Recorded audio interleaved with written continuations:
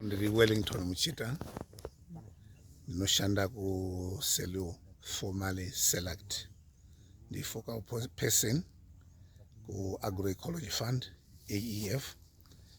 Zvidzidzo zvatakauya kudzidza kunoko planned grazing and headers training. Headers training tinodzidziswa nyaya dzekuti muchengeti wemombe anofanira kuita sei uye munhu akaita sei. Chekutanga munhu anofanira kuita rudo nezvifuyo, ogodzidziswa machengetere anofanira kuita zvifuyo, kuendesa zvifuyo pane mafuro akanaka echishandisa iyo plani yakashandiswa yekuti umwe mupaddock munogona kutadza kuita chikafu chakawanda, umwe muita chakawanda. Saka munenge musina chakawanda zviya, anenge tinenge takuverenga kuti mazuva mangani anofanira kugara zvifuyo imomo uye uwande hwezvifuyo. Anofanira kuendesa zvifuyo izvi pamvura kuti dzimwe mvura mombe idzodzo. Anofanira kudzichengetedza kana ichidzitinha kuenda kumafuro kana kubva kumafuro. Haafanira kuridza meterwa kana mawhistles. Haafanira kuti aruzha noise kuzvifuyo zvanofanira kutinha bijana kunyange dzakupinda mudanga zvisina ruzha. Ini ndinoitwa Vianney Ndlovu, ndinobva kuVictoria Falls, ndinoshanda kuACHM, inoiti Africa Center for Holistic Management. Basa randinoita ndiri mudzidzisi, ndinodzidzisa macommunity emuZimbabwe, zvisingavi Zimbabwe chete asi nyika dzepasi rese vanombouya vachidzidza ikoko pachinangwa chekuchengetedza ufumi hwenyika, kuchengetedza rugare mukati menharaunda. Tinozviita nekudzidzisa mafarmers kuti chii chavangaite kuti vagone kuzviraramira vasingararami nekupuhwa zvinhu kubva kumadonors kana kubva kune dzimwe nyika, asi semacommunities vagone kuva nezvifuyo zvinovabhadhara, ivhu ravo rive ivhu rinogona kuchengetedza zvifuyo, rinovapa utano hwakanaka. Paufupi tinoti tiri kudzorera simba kumacommunities kuti vagone kunge vachizvishandira. Ini ndinoitwa Theophilus Mudzindiko, ndiri country coordinator wePELAM Zimbabwe. PELAM inova mubatanidzo wemaboka akasiyana-siyana anoshanda nevarimi tichikurudzira marimiro anochengetedza nharaunda yedu, anochengetedza zviwanikwa zvedu, anochengetedza mangwana edu, atinotiwo nechirungu agroecology. Nhasi tiri pano paOchi Farm, tine participants akasiyana abva kumadistricts akasiyana-siyana enyika.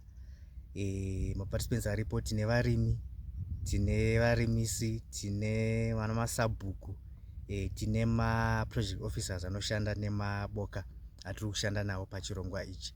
Chirongwa chatiunza panapa nhasi nemazuva mashoma apfuura nemangwana futi. Chirongwa chatinoti Holistic Land and Livestock Management.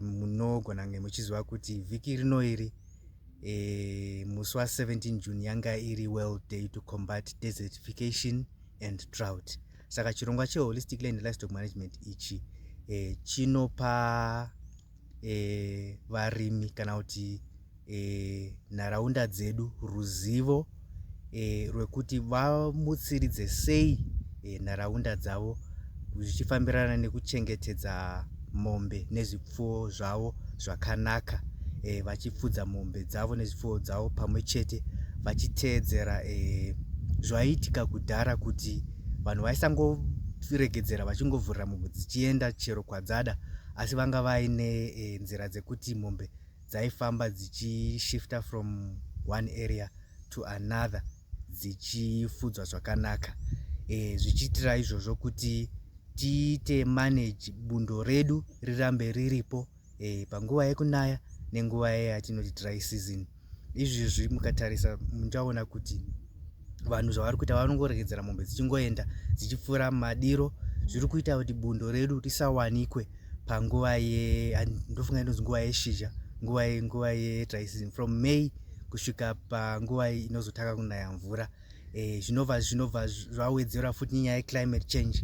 Norangarira kuti 2023-2024 agriculture season kuti mvura haina kunyatsonaya zvakanaka, and mombe thousands of cattle dzakafa nekushaya mvura nekushaya chikafu. Ndinoitwa Sheni Mukochias Mambo Papokadzi, Queen of Africa. Ndinobva kuMutare Rural South.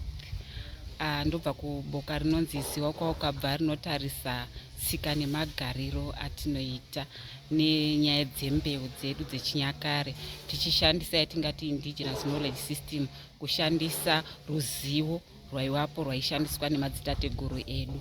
Saka nhasi tiri pano patiri kudzidzira yavari kuti iyoyo land and livestock management, yatiri kuti isusu tiruda kushandisa hochekoche irifanira kunga iripo pakati pevanhu nenharaunda nezvakatikomberedza. Saka tiri kunyanya kutarisa kugadzira kunoitwa mafuro.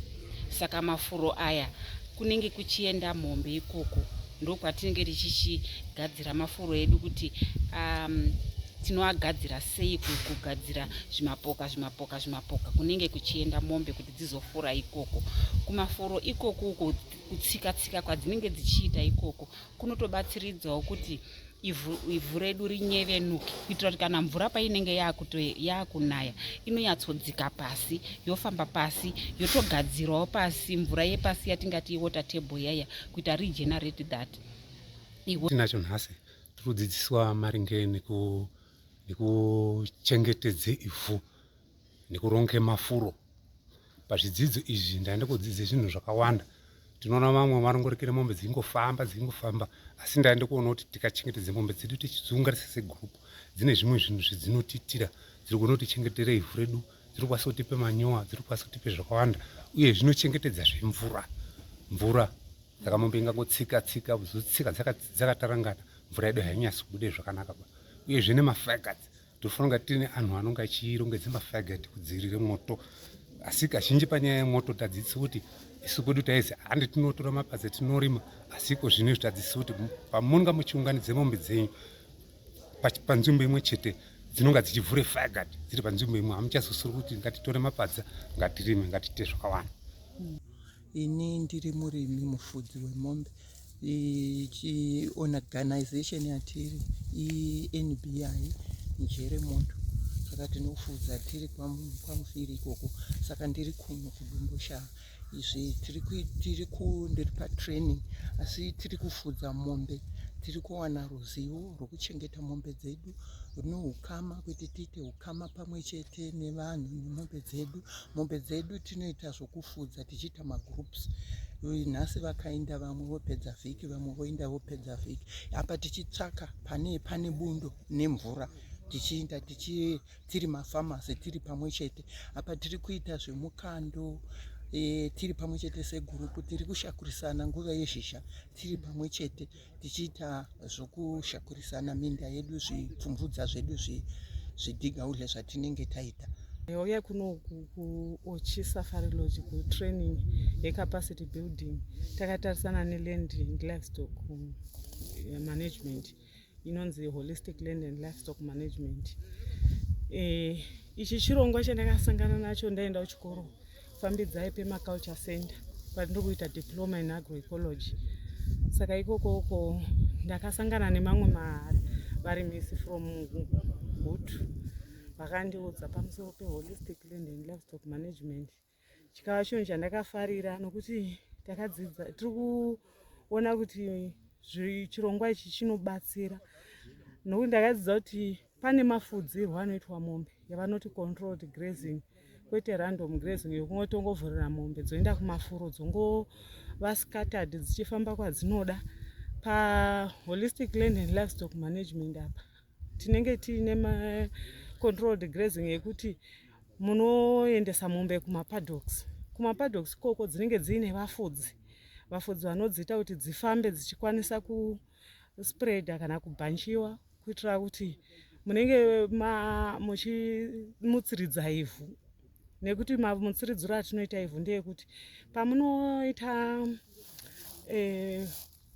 pamunonoona mafuro musati maisa mombe mune muchiona paine maconcerns ekuti mafuro edu anoda kugadziriswa papi, chii chiri kunetsa mupadhoko rakati nerakati.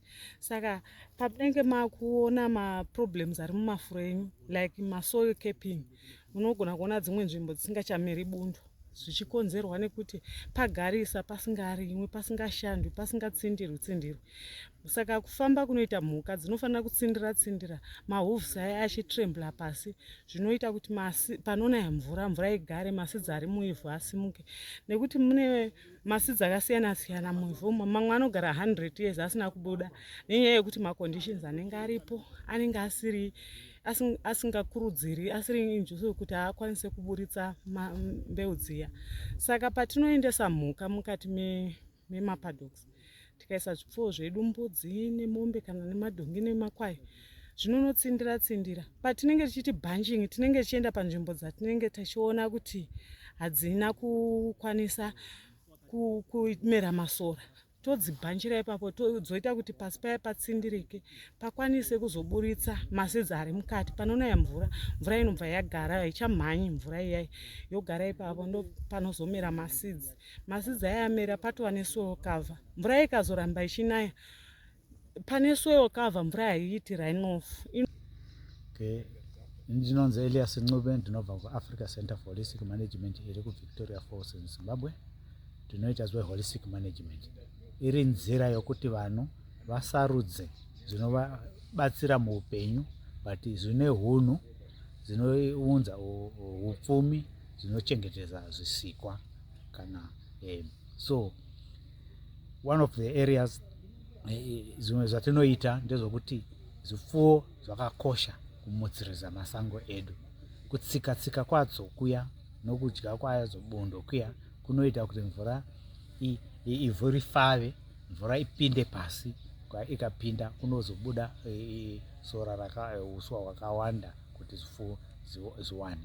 Pakuminda tinoradzika mombe mumunda 7 days tochinja danga, 7 days tochinja danga. Pakurima unongodyara hedu pasina kuzokurima negejo, unongochera makomba wodyara monzi yako, then unozowana double the harvest.